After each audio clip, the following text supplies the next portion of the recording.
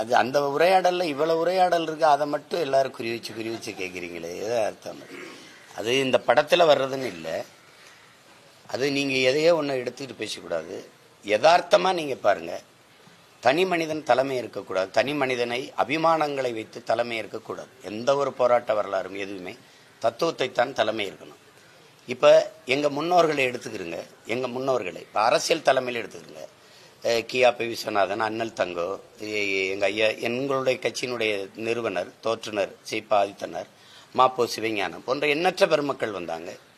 மறைமலை அடிகள், திருவிக்கா, இப்படி பல பேர் எங்கள் தத்துவத்தின் முன்னத்தியர்கள். அயோத்தியாச பண்டிதர், எட்டமலை சீனிவாசன், சிங்காரவேலர், ஜீவானந்தம், உங்களுக்கு தெரியும், தெய்வ திருமணம் முத்துராமலிங்க தேவர், எங்கள் பாட்டனார் வஉசி, இப்படி எல்லோரும் முன்னோர்கள். ஆனால் அவர்கள் எல்லாம் முன்வைத்த கோட்பாடுகள் தான் இன்னும் வாழ்ந்துகிட்டு இருக்கே ஒழியா, அதை தான் நீங்கள் பார்க்கணும். அதை தான் பார்க்கணும். இப்போ இதில் இருக்கிற நிறைய வார்த்தைகள் எங்கள் தலைவரே எங்களுக்கு கற்பிச்சதான். குறிப்பாக நீங்கள் அங்கே போய் நீங்கள் போங்க, உங்களுக்கு என்ன செய்யணும்னு தெரிய வந்துருங்கிறது எனக்கு அவர் சொன்னது தான் நான் பல தடவை சொல்லியிருக்கேன். இப்போ தனி மனிதனை அபிமானத்தில் தலைமை இருக்கிறதை விட்டுட்டு தத்துவத்தை தலைமை இருக்கிறது தான் உலகம் பூரா நிகழ்ந்திருக்கு. அந்த மாதிரி இப்போ இயக்கங்கள் தான் வென்றிருக்கு. அதை தான் அவர் சொல்றாரு. சரியான தத்துவ நிலைப்பாடு இல்லாமல் இருந்தா இப்போ நீங்கள் எல்லாருமே நீங்கள் எங்ககிட்ட இருக்கிறீங்க, கூட்டணி வைக்காம எப்படி வெல்ல முடியும்னு. இது எவ்வளோ பெரிய தடுமாற்றமான ஒரு கேள்வி. ஒரு கட்சியோட நான் கூட்டணி வைக்கணும்னா நான் ஏன் தனியாக கட்சி வைக்கணும்? இதுக்கு உங்கள்கிட்ட பதில் இருக்கா? ஒரு கட்சி இருக்குது, அது ஒரு கோட்பாடை வச்சு போகுது. நான் ஒரு கட்சி வச்சிருக்கேன், நான் என்ன கோட்பாடை சொல்லி கட்சி ஆரம்பிச்சேன்?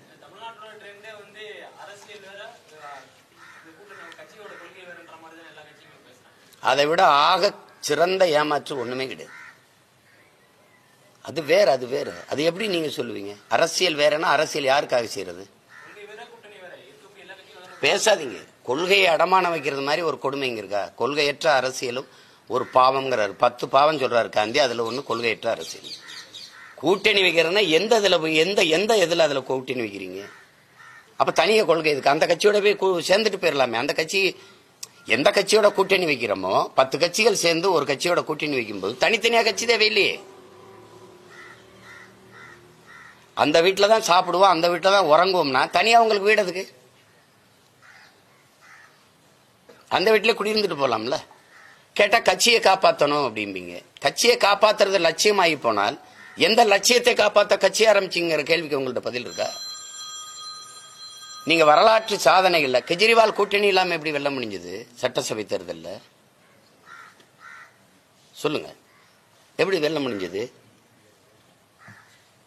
14 தேர்தல்ல அம்மையார் ஜெயலலிதா தனியா நின்று 37 ஏட அப்படி வெல்ல முடிஞ்சது. அதெல்லாம் இங்க சிக்கல். அது இல்ல, தனியா நின்று வெல்ல முடியாதுங்கிறது சமரசம், ஒரு காம்ப்ரமைஸ். அதுக்கு கொஞ்சம் நீண்ட நாள் காலம் கொடுக்கணும், செலவு, அதுக்கான காலத்தை விலையா கொடுக்கணும், உழைப்பை கொடுக்கணும். அது தற்காலிக தோல்விக்காக நிரந்தர வெற்றியை இழக்கிறது. அதனால அந்த சமரசங்கள் வந்துருது. அதனால நீங்க எடுத்தோடனே என்னன்னா அந்த இப்படி சொல்றாரு தத்துவம் இல்லாத தலைமை அப்படின்னு. அது தத்துவம் இல்லாத தலைமைன்னு யாருக்கு இல்லை, எனக்கும் சேர்த்துத்தான், நாளைக்கு வந்தாலும் உங்களுக்கும் சேர்த்துத்தான். ஒரு என்ன கோட்பாட்டை முன்வைக்கிறீங்களோ அதுல சமரசம் இல்லாத இறுதி வரை உறுதியாக நின்று போராடுகிறீங்களா, தோல்வியோ வெற்றியோ அதுல நிக்கிறீங்களா, அதை வச்சுதான் உங்களுக்கு மக்களுக்கு ஆதரவும் அதை ஏற்கிறது எதிர்க்கிறது முடிவு செய்யப்படும். அதனால அது அந்த உரையாடலை நான் ஏற்கிறேன். அது மிக சரியா சொல்லியிருக்கிறாரு. சரியான நேரத்தில் தம்பி சொல்லியிருக்கதான் நான் நினைக்கிறேன்.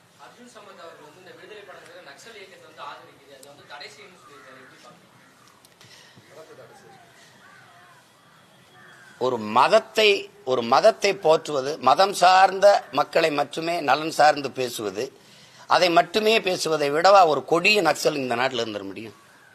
நக்சலுங்கிறது புனிதமான சொல். அதை போய் நீங்க திருப்பி பேசிக்காதீங்க. நீங்க நக்சல் எப்படி உருவானான்னு சொல்லுங்க. இதுல காட்டப்படுற நக்சல்னா இந்த படம்ங்கிறது இங்க பாருங்க, ஒரு போராட்டக்காரன், ஒரு போராளி எங்க வாரான், இவன் ஏன் கத்துறான்னா சும்மா கத்துவானா? வலிக்கிறதுனால கத்துவான், ஒன்னும் பசித்து கத்துவான், வலியினால கத்துவான், அப்படித்தானே? அப்ப அது ஏன் கத்துறாங்கிறத நீங்க கேட்காம கத்துறான், சும்மா கத்துறான், பைத்தியக்கார மாதிரி கத்திக்கிட்டு இருக்கான், அப்படி பார்த்தா அப்படி நீங்க ஒவ்வொன்றுக்கும் இந்த நாட்டில் இருக்கிற நகர்ப்புற நக்சலுங்கிறீங்க, நக்சலுங்கிற கட்டமைக்கிறீங்க, பிரிவினைவாதிங்கிறீங்க, டெரரிசம்ங்கிறீங்க, சாவனிசம்ங்கிறீங்க, மாவோயிஸ்ட்ங்கிறீங்க. இவனுடைய பிறப்பு என்ன? தம்பி இவனுடைய பிறப்பு என்ன? இதையெல்லாம் கற்பிக்கிறது யாரு? அதிகாரம். அதிகாரம்ங்கிறது என்ன? இரக்கமற்ற குணமும் அரக்க மனமும் கொண்டதுதான் அதிகாரம். அதுக்கு காதுகளே கிடையாது, அது கண்ணு இருக்குது, கண்ணீர் கிடையாது. அகன்ற வாயும் நீள கால்களும் தான் உண்டு. கால்களை வச்சு மிதிக்கு நசுக்கும். நீங்க எது ஒண்ணு பேசினாலும் உரிமை, என் நிலத்தை எடுக்காத, என் வீடை இடிக்காத, என் வளத்தை எடுக்காத, ஐயோ என் மலையை வெட்டாத, என் வளத்தை சுரண்டாத, என் உரிமையை கொடு, எனக்கு வேலை கொடு, எனக்கு இதெல்லாம் கேட்டீங்கன்னா நீ இந்த காலை வச்சு நல்லா மிதிச்சு நசுக்கும். அந்த செயலை அகன்ற வாயை வச்சு பேசி நியாயப்படுத்தும். இதான் அரசு, இதான் அதிகாரம். இந்த அதிகாரம் சொல்றதையா கேட்கறீங்க நக்சல்னு?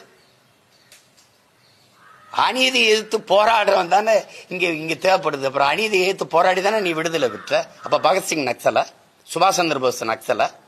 அடக்குமுறை ஒடுக்குமுறை எதிர்த்து போரிட்டவன் எல்லாம் நக்சலா? அப்ப எப்படி பாக்குறீங்க நீங்க? இதெல்லாம் எது கொடுமை? அவங்க ஏதாவது சொல்லுவாங்க, என்னப்பா அவங்க கோட்பாடு இதுல சொல்லப்படல, இல்ல அவங்க கோட்பாடு சொல்லப்படல. ஒருவேளை அவங்க கருத்துக்கள் இது சொல்லப்பட்டிருந்தா ஆக சிறந்த படம்னு சொல்லுவாங்க. இது அடக்குமுறை ஒடுக்குமுறைக்கு எதிரான கிளர்ச்சியை சொல்லுது, போராட்டத்தை கற்றுக் கொடுக்குது, உயிரை விட உரிமை மேலானதுங்குது. நாங்க ஏற்றுக்கொண்ட தத்துவங்கள் என்ன? சரணடைஞ்சு வாழ்வதற்கு சண்டையிட்டு சாகலாம், அடிமை வாழ்வினும் உரிமை சாவு மேலானது. இந்த கோட்பாட்டில் வளர்ந்த பிள்ளைகள் அது அடிமைப்படுத்தி அதிகாரத்தை செலுத்துகிற கூட்டத்தில் இருக்கிறவங்களுடைய மொழி அது, அது கருத்து. அது போய் பேசிட்டு கொண்டதில்லை.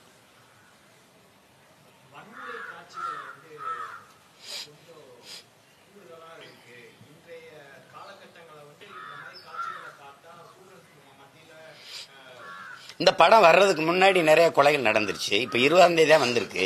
நீதிமன்ற வளாகத்திலையும் பள்ளிக்கூடத்தில் பிடிச்சுக்கிட்டு இருக்க வாத்தியாரை கொன்னது, நீதிமன்ற வளாகத்தில் கொன்னது, இதுகளெல்லாம் எப்படி? இதெல்லாம் இந்த படத்தை பார்த்து தான் போய் கொண்டாங்களா? இதுக்கு முன்னாடி கொலைகளே இல்லையா? வன்முறையே இந்த நாட்டில் இல்லையா? 15 பேரை ஸ்டெர்லைட் ஆலை போராட்டத்தில் சுட்டு கொன்னது அதிகாரமா இல்லையா? அது மாதிரி காட்சி தானே இதுல இருக்குது. நீங்க அப்படிதான் பாக்குறீங்க. 20 பேர் ஆந்திர காட்டுக்குள்ள சுட்டு போட்ட அதிகாரத்தை யாருமே நீங்க கேள்வி கேட்கல.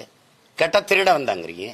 திருட வந்தா கைது பண்ணி சிறையில் தானே போடணும், சுட்டு கொள்ளணுங்கிறது நீதி இல்லையே. அப்படி ஒண்ணும் இல்லையே. அந்த அதிகாரத்தை நீங்க கேள்வி கேட்டீங்களா? கூலிக்கு வெட்ட வந்தவனை சுட்டு போட்டியில, வெட்டி ஏத்துற முதலாளியை கைது பண்ணியான்னு நீங்க கேட்டீங்களா? ஏன் கேட்கல? ஏன் கேட்கல? நீங்க எல்லை தாண்டி வர்றான்னு என் மீனவனே சுடுறியே, கேரள மீனவன் எல்லை தாண்டி வர்றானான்னு கேட்டீங்களா? வர்றான், ஏன் நீ சுடல? ஏன் நீ கைது பண்ணல? அப்ப எல்லை தாண்டி வர்றவன் மீனவங்கிறது இல்ல அவன் பிரச்சனை, தமிழன்கிறதான் பிரச்சனை. இப்ப நான் கேட்கிற மொழி புரியுதா? அப்ப என் வழி உங்களுக்கு உணர முடியும். அப்புறம் இது கற்பனையில் எடுக்கப்பட்டிருக்கா? சொல்லுங்க, எடுக்கப்பட்டிருக்கா? நீங்க வீரப்பனை தேடுற வேட்டையில எத்தனை நூற்றுக்கணக்கான பெண்களை வன்புணர்வு பண்ணீங்க? எவ்வளவு பேரை காணா பணமாக்குனீங்க? அப்போ யாரு? அது தெரியாது, அது தெரியாது. இது முதலமைச்சர் பாக்குறதுக்கு எடுக்கல, ஒவ்வொரு குடிமகனும் பாக்குறதுக்கான படம் இது. அதுதானே அப்படித்தானே எடுத்திருக்குது. அவர் பார்க்கலாம், நேரம் இருந்தா பார்க்கலாம். அது எல்லாரும் பாக்குறது தானே எடுத்திருக்குது படத்தை. யாரும் பார்க்க கூடாத கருத்தை ஒன்னும் தம்பி எடுத்து சொல்லி இல்ல, யாருக்கு எதிரான கருத்தை ஒன்னும் சொல்லி இல்ல. நடந்த சின்ன சின்ன நிகழ்வுகள், இந்த தமிழ்நாட்டில் நடந்த நிகழ்வுகள், அங்கங்க நடக்கிற மானுட குலத்திற்கு ஏற்படுகிற இன்னல்கள், அதை எதிர்த்து போராடிய போராட்டங்கள், அது எல்லாமே இந்த கதையில வெளிப்படுது இல்ல. அதுதான் நீங்க பார்க்கணும்.